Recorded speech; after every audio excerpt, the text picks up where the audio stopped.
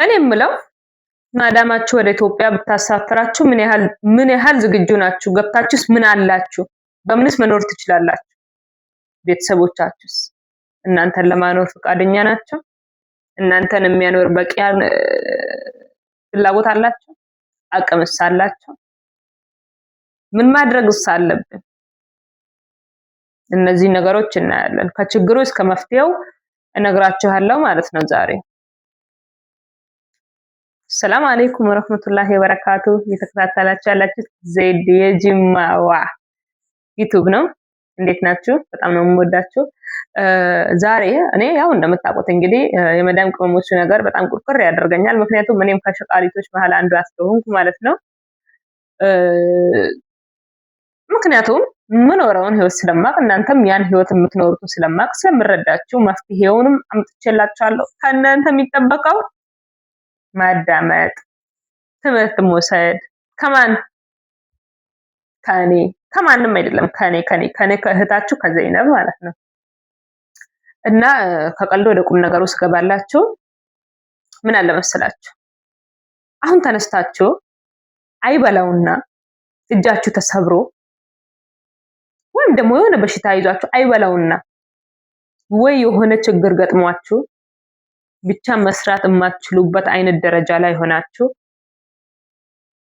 ወደ ኢትዮጵያ ብትሳፈሩ አሰሪያችሁ ብታሳፍራችሁ ምንድነው የምታረጉት? በምንድነው የምትኖሩት? ምን አላችሁ? ይዛችሁ የምትገቡት ልብስ አላችሁ? ለብሳችሁ የምትገቡት ጫማ አላችሁ? እንደው ገዝታችኋል? እርግጠኛ ነኝ የላችሁ።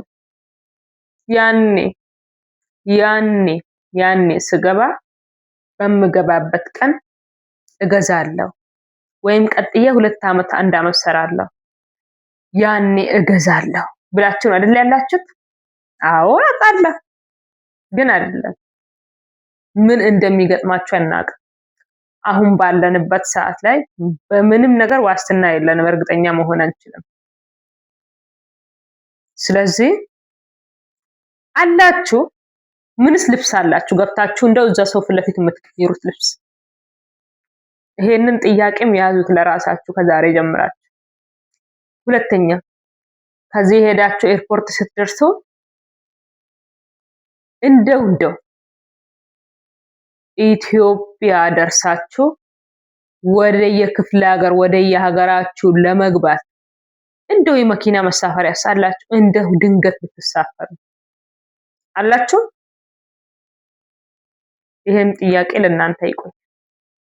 2 ዓመት 3 ዓመት ውጭ ቆይታን የመጣችሁ ሲባል ሰው ከእናንተ ይፈልጋል እንጂ እንደው ያ በእናንተ ተስፋ የሚያደርገው ወንድማችሁ ደውላችሁለት ብር አጥቼ መጥቻለሁ ወንድሜ ብር ይዘህልኝና የመሳፈሪያ አጣሁ ብትሉ ይቀበላል? ይሄን ነገር አምኖ የሚቀበለው ይመስላችኋል? በፍጹም። ለምን?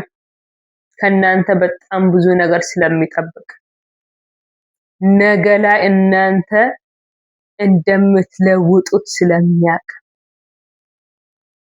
ነገ ላይ እናንተ ባጃጁን፣ መኪናውን፣ ሞተሩን፣ ስራ ሱቁን እንደምታስይዙት አስቦ ስላለ እሱ ከእናንተ እንጂ እናንተ ከሱ የሚለው ነገር እዛ አይምሮ ውስጥ የለም።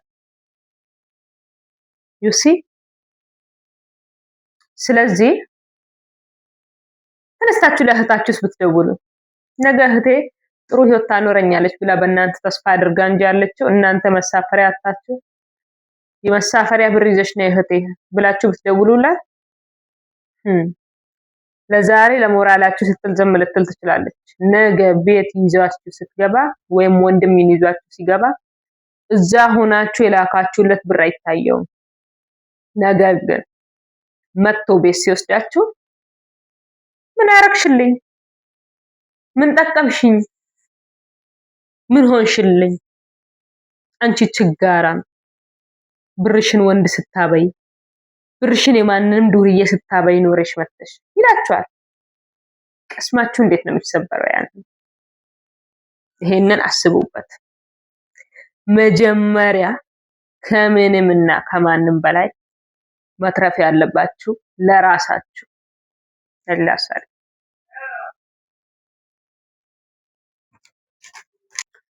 ስለዚህ ሁሉንም ነገር ከዚሁ አስባችሁበት ብርም የተወሰነ ይዛችሁ እናንተ ሲኖራችሁ ትወደዳላችሁ። ስታጡ ግን ማንም ሰው አይፈልጋችሁ። እኔ እርግጠኛ ሆኜ ነው የምነግራችሁ። ማንም ሰው ይሁን ቤተሰብ ደግሞ ሲጀመር ደካማ ስለሆነ ነው እናንተ የተሰደዳችሁ። ተስማማን አልተስማማንም፣ ቤተሰብ ሲጀመር ደካማ ስለሆነ ነው ከሀገር የወጣነው። ስለዚህ ቤተሰብ ሊረዳን እንደማንችል እኛም እናንተም እናውቃለን፣ ታውቁታላችሁ። ስለዚህ ምንድነው ማድረግ ያለባችሁ? ብር ያዙ፣ ብር ያዙ። ገብታችኋል? ብር መያዝ ግዴታ ነው።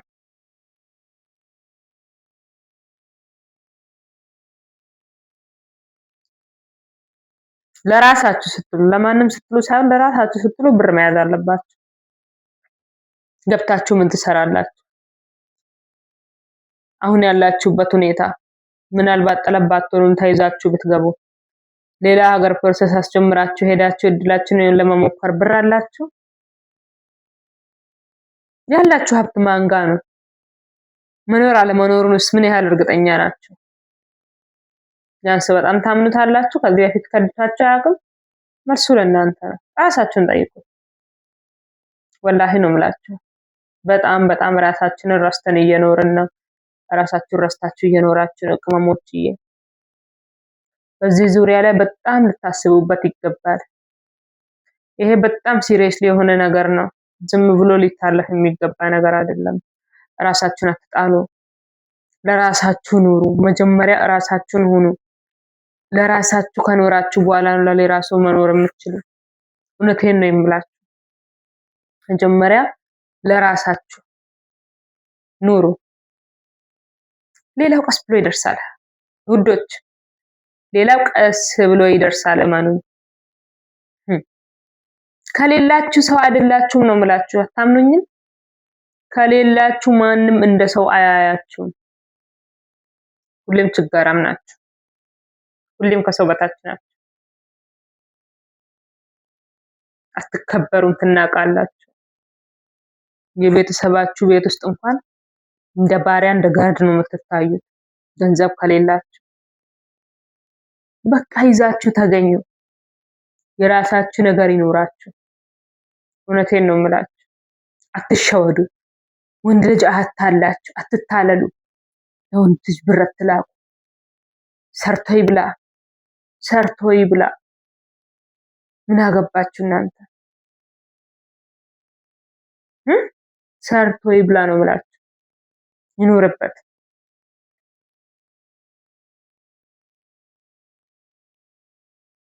እውነቴን ነው። በጣም ነው የሚያሳዝነው የኛ ህይወት እኮ ሁሌ እንደተበላን፣ ሁሌ እንዳለቀስን፣ ሁሉም ሰው እኛን ለመጉዳት ነው የሚመጣው።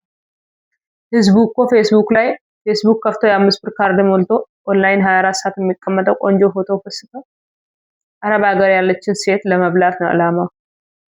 እሷን ለመጀንጀን ነው። አንዲት አረብ ሀገር ያለች ሴት ካገኘው በሚል ነው። በጣም ያሳዝናል። በጣም ነው ያዘንኩት። እባካችሁ ተጠንቀቁ። እና የዛሬ ቪዲዮአችን ይሄንን ይመስላል። ሼር፣ ሰብስክራይብ አድርጉ። አበረታቱኝ። ሀሳባችሁን ኮሜንት ላይ አስቀምጣችሁ እስቲ መልሳችሁን ኮሜንት ላይ እጠብቃለሁ። በጣም የምወዳችሁ እስከዚህ ድረስ ስላዳመጣችሁኝ በጣም ነው የማመሰግነው። እኔም ቅመም ነኝ፣ ልክ እንደናንተ አበረታቱኝ። እኔም ልክ እንደናንተ ነኝ፣ አበረታቱኝ። ሰብስክራይብ አድርጉ። ምክንያቱም አንድ ሰው ላይክ ሰብስክራይበር ለማግኘት ሁሉ ለማግኘት ብሎ መሳደብ የለበትም ብዬ ነው ማምነው። ስለዚህ ጥሩ ጥሩ ምክሮችን የምታገኙበትን ቻናሎች ብትከታተሉ ባይ ነኝ። ከነዛ መሃል ደግሞ አንዷ እኔ ነኝ፣ ዘይነት። ስለዚህ ሰብስክራይብ አድርጉኝ። በጣም ነው የምወዳችሁ፣ በጣም ነው የማከብራችሁ። ሰላማችሁ ብዝት ብዝት ብዝት ይበልልኝ።